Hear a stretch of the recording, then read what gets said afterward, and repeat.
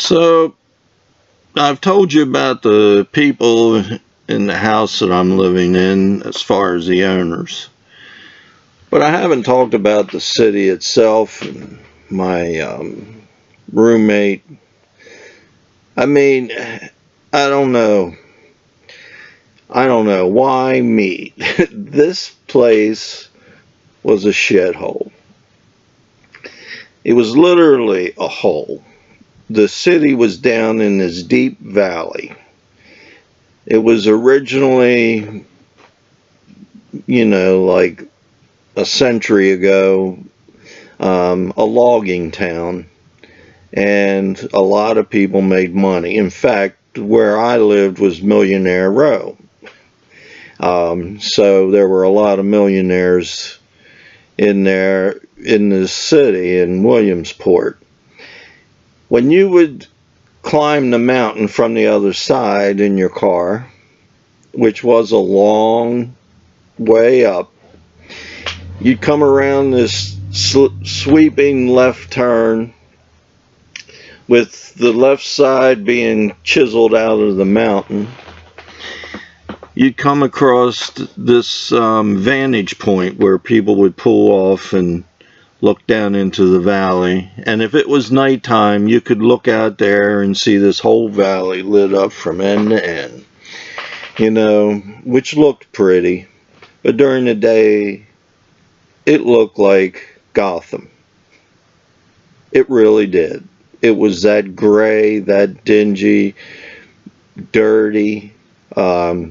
It didn't help that Pennsylvania doesn't use salt on their roads. They just put cinders down to give you traction. So all that crap and all gets covered over everything. And so it really made, even the snow, of course, then looks dirty in the winter, which it has a fair amount of snow. You start going down the mountain. Nowadays, this road, I think, would actually not meet requirements or specs or whatever. But it's so steep that you have to use your brakes. You have to, even in a car. It will not hold back. Luckily, once you get to the bottom of the mountain, there's a long flat where you can get yourself slowed back down, or trucks would be running into everything. And then there's this turn to the right, and across the bridge, you cross the Susquehanna, and you're into the shithole, the epicenter of it. Why me? I do not know. Did I say that in the 70s there was no pride in our country? There was no pride in our cities. Everything was left go to hell. There was no, you might say, competition for the nicest city or the cleanest. And in fact, not long after I got there, I was listening to the radio because I couldn't go anywhere. I only had $5 to do anything for a whole week. And Paul Harvey News was on. And it says, you want to get away with murder? Go to Williamsport. It has the second highest murder rate in all the U.S. per capita. That's where I'm at. I cannot believe this. And the fourth highest VD rate. Venereal disease for the younger generation. What do they call it now? STDs. Sexually transmitted. Yeah, STDs. Oh, and I became part of that statistic too. And I'll be telling about that. I'm glad I can laugh about it now, because in my time there, nothing went uphill. I mean, nothing got better. Things got worse for me. And with my already feeling different and treated I didn't feel like I fit in. This place didn't help. So let's talk about the three guys. It's funny, I just finally remembered the three guys. I don't remember their names, but I now remember all three of them as far as you know, their personalities and what they looked like. In fact, the one I'm almost thinking was named Kevin. There was this fat one. He had fat fingers, and he kind of walked around like, and I don't know, he always kept his elbows into his sides. Now, he's a regular sized guy, I mean, except he was chubby. I shouldn't say fat. In his case, he was more chubby. And he was as weird as I was. He was just as weird, in that if you challenged him on a subject, a lot of times he would back down and kind of say, well, that's your way, you know, you had to think of it that way.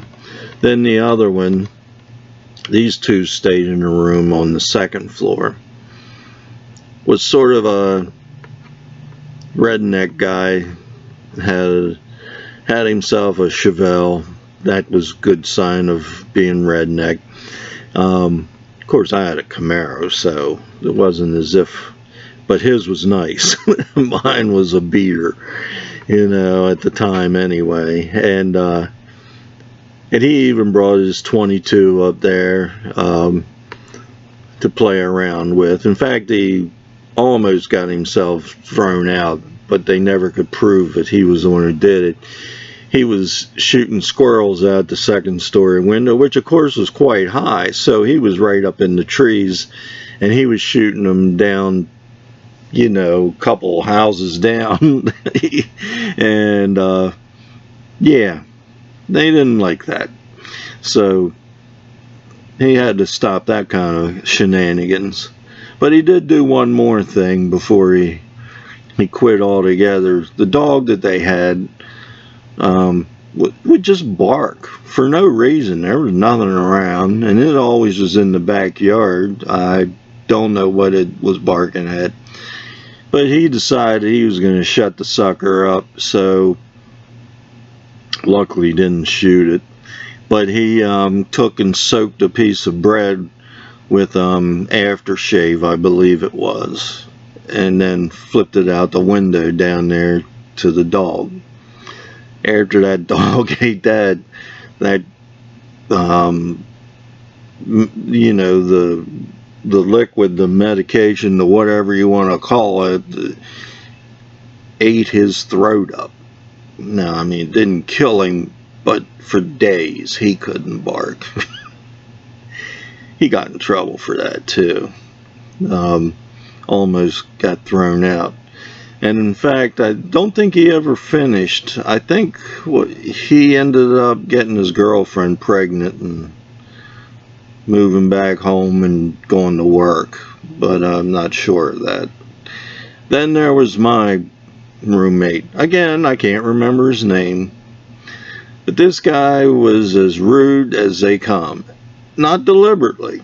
This guy just didn't know he was rude. He thought he was Mr. Perfect. I mean, in every way.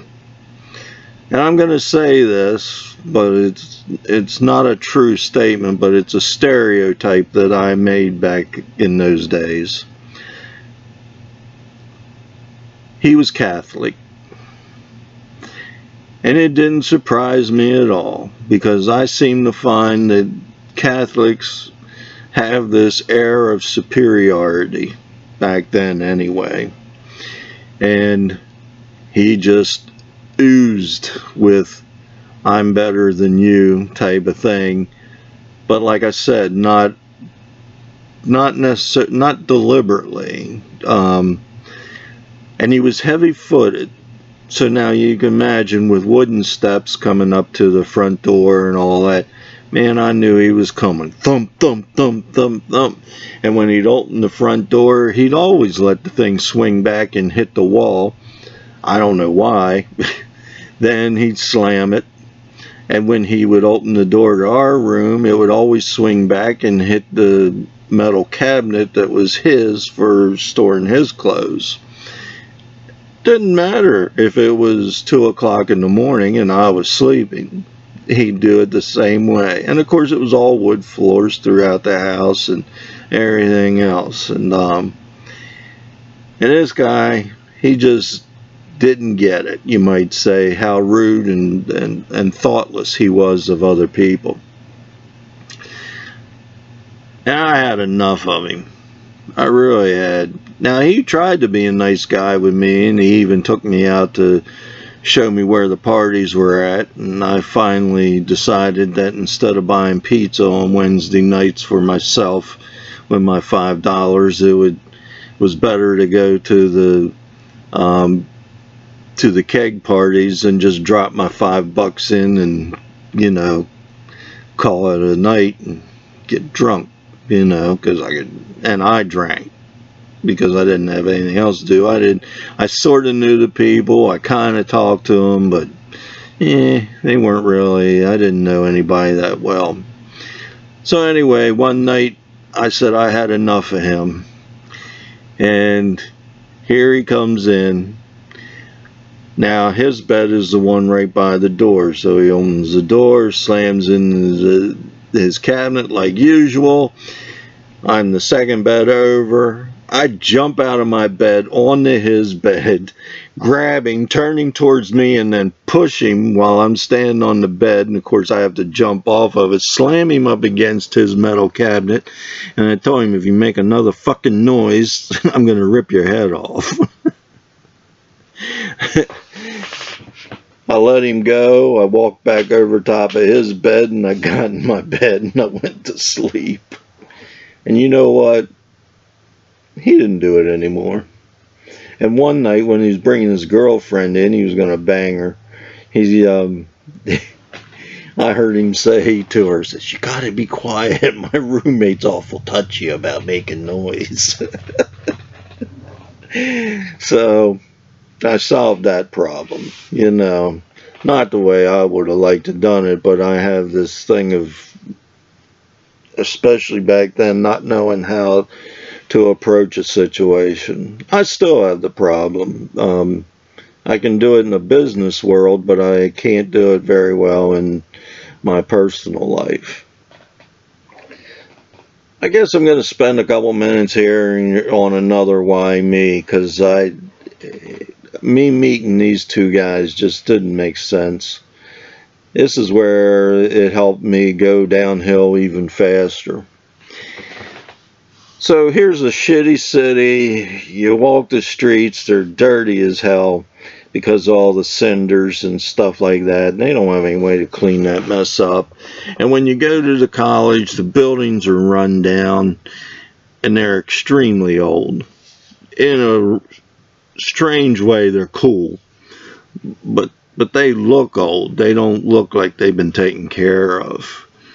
The building that I worked in was almost the length of a football field, I'm gonna guess.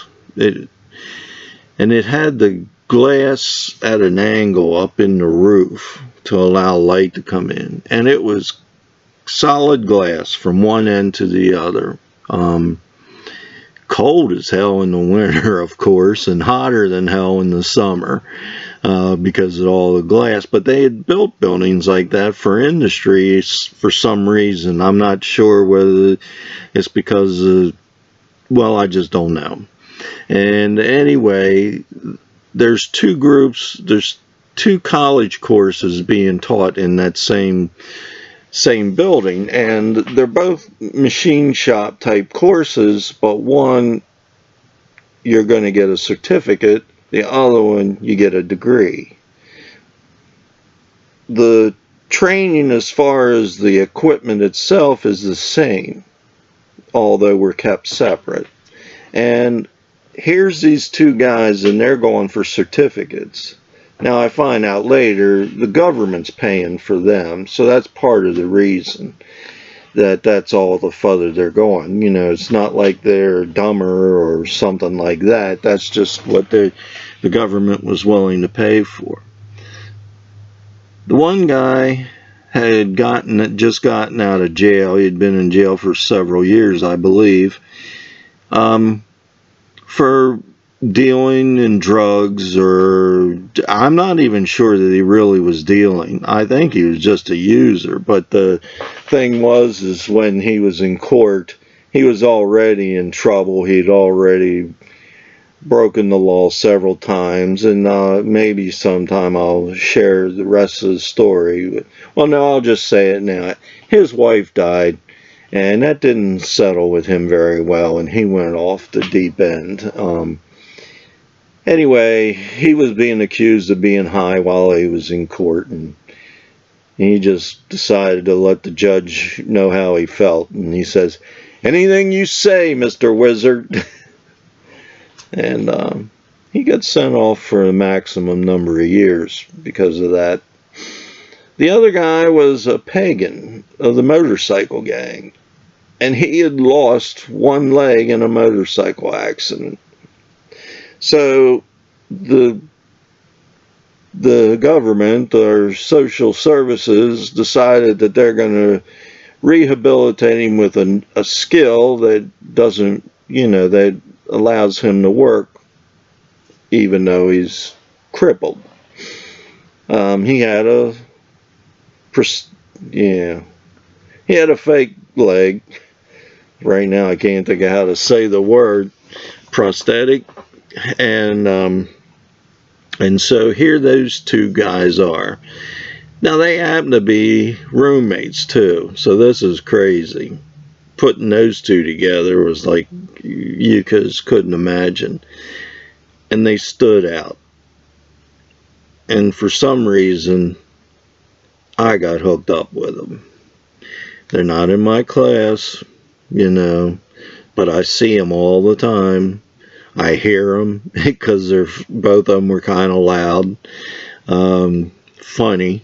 The one's always making strange remarks, and the guy, I'll give you their names. Booker, he was the one that just came out of jail, and Wassler, he was the pagan. His pagan name was Sicky, and he would ask stupid questions all the time, and I shouldn't say it that way. But anyway, he wasn't a machinist. He had no background, And anyway, when I'd go to these keg parties, they were always there. So, why me? I don't know. Am I going to talk about what I learned there? Yeah, I'll talk about that. There's not a lot to say there, except my teachers were good. They had a hard time with me, I guess, but they were very good. They stayed in their jobs because they liked them. They liked teaching. They wanted their trade to be passed on. Unlike a lot of people who are in it for the money or the prestige or whatever. So, in fact, the two oldest ones came to one of our keg parties when we were graduating, and they got shit-faced too. All right. Talk to you later.